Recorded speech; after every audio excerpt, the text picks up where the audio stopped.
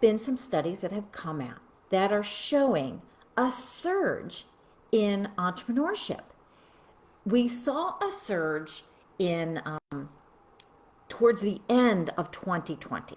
You know, obviously at the beginning of 2020, everything was crazy, but towards the end, they're starting to see an uptick in businesses.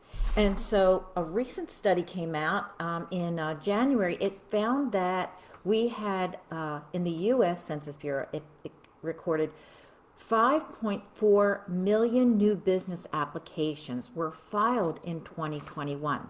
This record surpassed the record that was set in 2020 at 4.4 million. So these are higher than 2019. So as the world was shutting down, people were like, okay, I'm going to start my own business. I'm going to do my own thing. And so these numbers just keep increasing. Now, you might be part of this group, or maybe you were working on this prior to then. But in any case, there are a lot of people who are going the entrepreneurship route. And there's a lot of good reasons. Not only did I mention the pandemic, but people are just feeling dissatisfied in their corporate jobs. And or they're just not feeling valued, and they're not feeling like they're making a difference. And so they're wanting to go towards work that makes sure that they feel like they're making a difference in the world. And certainly as health and wellness entrepreneurs, that's what drives you, is that you want to make a difference in other people's lives and make them feel healthier. So you are part of this group that is creating this surge. But here's the thing. Failure rates are rather high. In fact, they're very high. In 2019, and again, this is prior to 2020 pandemic. In 2019, the failure rates for startups were about 90%. It showed that 21.5% failed in the first year, 30% in the second, 50% in the fifth year, and 70% by the 10th year. And so this might seem discouraging, but if you've been an entrepreneur as long as I have, you try and try again until you find the right fit. But one of the things, the biggest failures that they found, the biggest causes of failures for new entrepreneurs was, one, procrastination. Wanting to do stuff, but then getting scared and slowing down, losing momentum, or not going for what they, the risky thing, the next risky thing. They got scared and procrastinated. They also were feeling overwhelmed. They had this fear of failure. And worse, when they did take action, sometimes they were wasting their time and money going down the wrong paths. So this is where, the research shows that when you seek advice of experts, you can avoid missteps, misdirection, wasting money, wasting time, wasting energy. It also can help you gain that confidence you need to get past the procrastination. It's almost like having a cheerleader rooting you on. In fact, that's what I feel like most of the time as a coach. I feel like I'm a cheerleader with my clients, and I'm rooting them on and encouraging them to take the next right action. Is it scary? Yes, it is. Is it worth it? Yes, it is.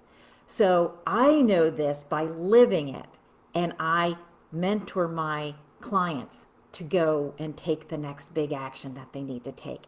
It's not easy, but it's not easy to take a risky step. It's not easy to get past your fear of selling or marketing or whatever the next big thing is. Putting yourself out there is challenging.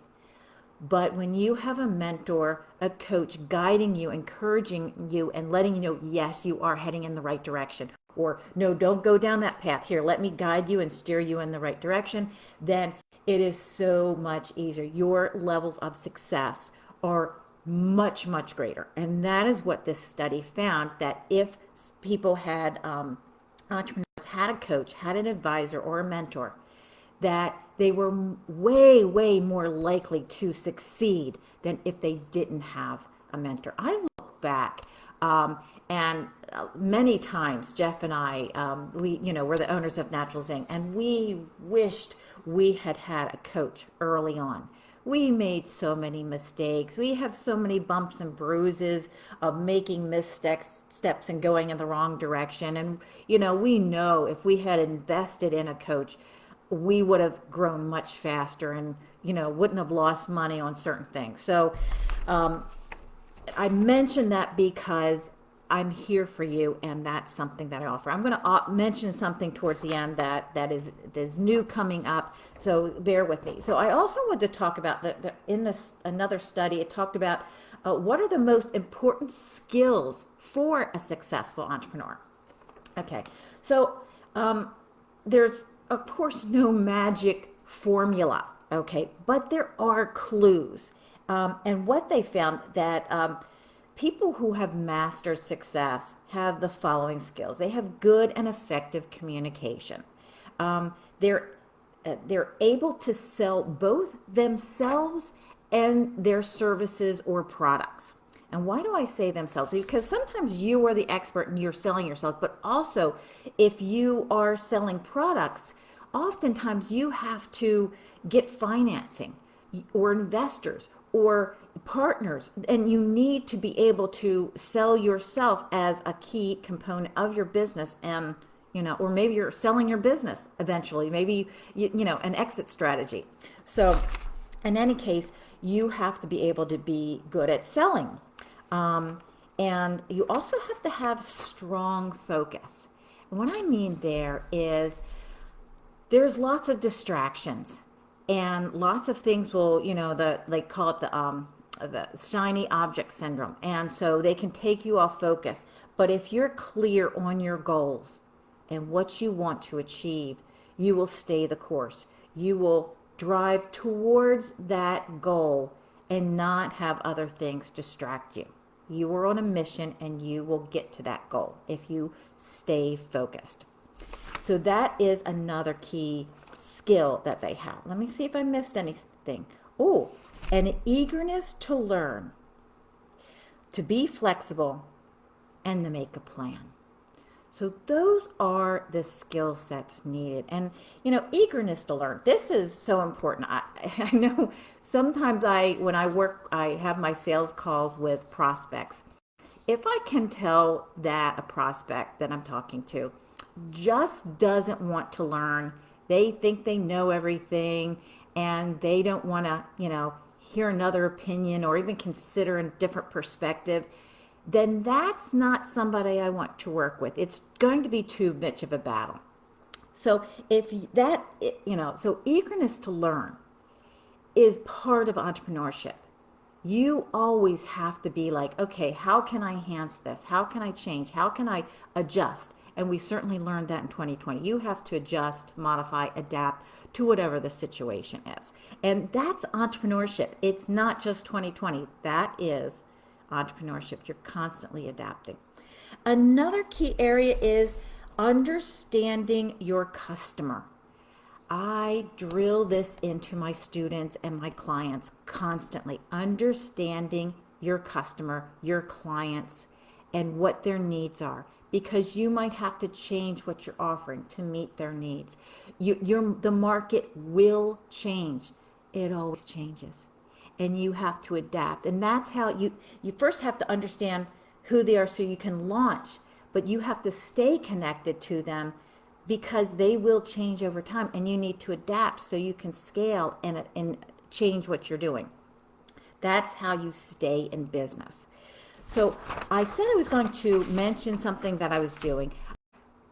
I have a small group coaching program that I'm launching, and I just want to make my program, I have a 90-day program, and it's very intensive, and it's one-on-one. And I work with people, and we go through all kinds of things.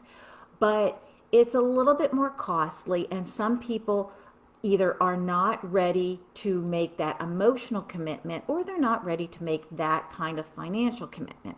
Maybe they don't have the time to make that kind of commitment because it is more intensive. So I have this group coaching program that I'm launching, and I've put the link in my post, and you can get on my wait list because I haven't launched it yet. So if you are interested, feel free to click on that link, learn more about my inner circle and how it can help you. I will just give a quick overview. This is a small group coaching program. The average size is going to be 10 people in the group. So it's more of a small group. It's not some big group where you're no one knows who you are. People will know you. And so there's 2 calls per week. And there is one call is content, Q&A, hot seats, where this is when you ask me questions and I field them and we help you deal with, whatever you're working with. And trust me, if you have that question, somebody else in that group also has that question, so it benefits all. And then we have the second call is an accountability call. This is where I team you up with people and you get into like breakout sessions and you are doing an accountability call and you're going through what you accomplished this week, what you did well, what you learned, what you're focused on for next week, and why that is what's going to help you move towards your goal, what we call needle movers. So that's 2. And then I have, I'm taking all of the content that I do in my 90-day program, and I'm putting it into online courses. And so, the first course has about 12 modules, and then, and that's just the first 90 days. That's like my normal 90-day course. And then, but also many of my clients stay with me longer because they want additional help scaling. And so I have a lot of content in those areas as well for scaling, marketing, sales, operations efficiency.